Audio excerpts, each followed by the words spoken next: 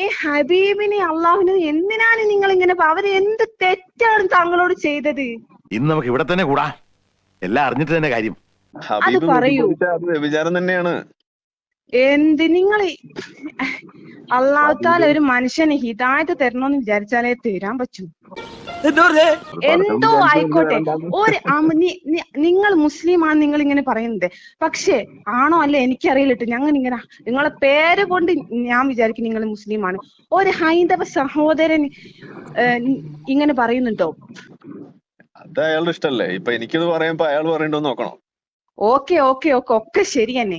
പക്ഷെ ഞാനൊരു എന്താ പറയാ, ഒരു അമുസ്ലിമായിട്ടുള്ള ഒരു വ്യക്തിയെ കുറിച്ച് ഇങ്ങനെ പറഞ്ഞു ഞാൻ കേട്ടിട്ടില്ല, അതുകൊണ്ട് ചോദിച്ചതാ. പക്ഷെ എന്റെ ഒരു ചോദ്യം ബാക്കി ഉണ്ടാവില്ലല്ലോ, അതുകൊണ്ടല്ലേ. എന്താണ് ഞാൻ എന്റെ റബ്ബിനെ ആത്മാർത്ഥമായിട്ട് സ്നേഹിക്കുന്ന റബ്ബാണ് മുകളിൽ ഇരിക്കുന്നത്. കാരണം ഈ ലോക പ്രപഞ്ചം സൃഷ്ടിച്ച സൃഷ്ടാവിനെ കുറിച്ച് അള്ളാഹു പഠിച്ചതാണ് നിങ്ങളെ.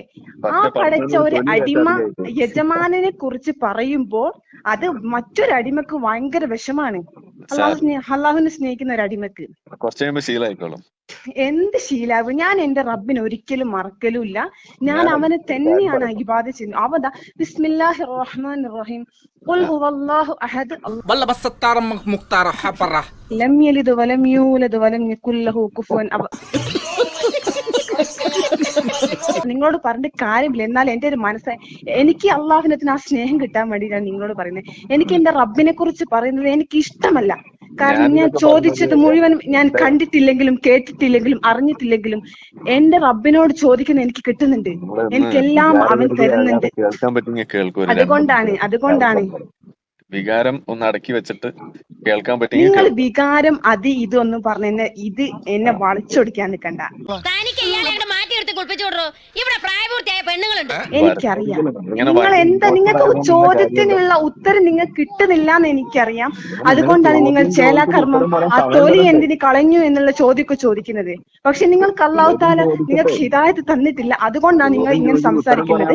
പക്ഷെ ഞാൻ എന്താണ് വിളിച്ചതെന്ന് വെച്ചാല് എന്റെ ഹബീബിനെ എന്റെ അള്ളാഹിനെ കുറിച്ച് പറഞ്ഞ എനിക്കിഷ്ടമല്ല. കാരണം ഞാൻ സ്നേഹിക്കുന്ന രണ്ട് വ്യക്തികളാണ് അവർ. ആയിക്കോട്ടെ, ഇനി എനിക്ക് ഉത്തരം പറയേണ്ട സമയമാകുമ്പോ ഒന്ന് പറയും. നിങ്ങൾക്ക് ഇതുവരെ നിങ്ങൾ ഉത്തരം പറഞ്ഞോ? അവിടെ തൊലിഞ്ഞ ഒരു മോന്തം വെച്ചോണ്ടിരിക്കുന്നു. നിന്നെ അടുത്ത ചെവിക്കനും അടിച്ച് ഞാൻ പൊട്ടിച്ചേനെ. മറുചന്ദനത്തിനാൽ വരക്കുറി അണിയുന്നു രാവുകൾ.